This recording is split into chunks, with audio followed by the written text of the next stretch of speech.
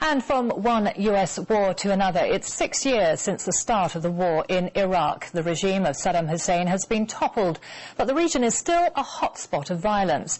It cost the United States more than 4,000 lives and over $600 billion. Well, for more, I'm joined by one of the leading peace activists in the U.S., Laurie Perdue, from the group Veterans for Peace. Thank you very much for joining us, Laurie. President Obama has pledged to pull the troops out of Iraq. So have you won?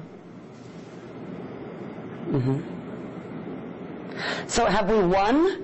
That's part of the problem. There is no definition of victory in the Iraq War. Therefore, there was no way to tell what is winning, and we haven't heard that from our leadership, and we haven't heard that from our military leaders as well. So we, as American citizens, as members of the peace movement, we've never been told what those goals are. And if you're a military person, without knowing what the definition of victory is, there's no way to tell if you've won. Well, that makes complete sense. Is there a danger that a quick withdrawal will send Iraq into chaos, do you think, though? In my opinion, the Iraqi people have been asking the United States military to leave, to bring their forces out of their country, and they've been asking this over and over and over for at least 2 years. And they've done it through their parliament, they've done it with voting, they've established their own democracy, and I don't think that we should stay any longer. They're asking us to leave, so I think that that's the statement, that they're ready to take over and govern themselves rather than being occupied. So you don't think that it's the U.S.'s responsibility at this particular point to make sure that Iraq is secure before the withdrawal?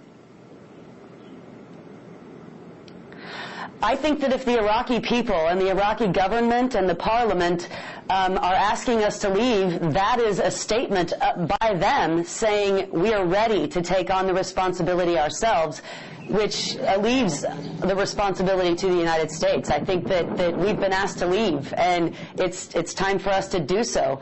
And Iraq can take care of themselves. They are a sovereign country and should be treated as such.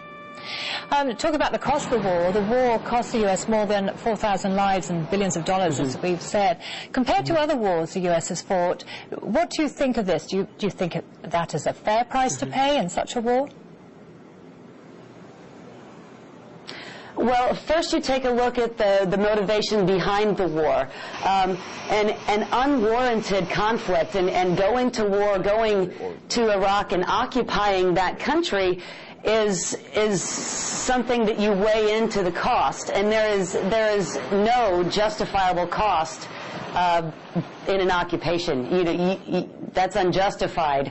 And the cost of war is really enormous. There are generations of Americans who will be affected by this. It's going to take $3 trillion projected just to take care of the veterans that served in this war in the U.S. military forces. So that cost is going to go on for generations. And to me, as a member of the American Peace Movement, the cost is not only in dollars and cents, but in blood and tears. The almost 4,300 Americans that have been lost, and the more than 31,000 Americans that have been physically wounded. Those numbers don't include emotional and mental wounds, PTSD and situations and conditions like that are also wounds of war that will need care. Those aren't counted in those cost of war figures, and that doesn't count what the Iraqi people have paid. There are 5 million displaced Iraqis inside and outside of Iraq,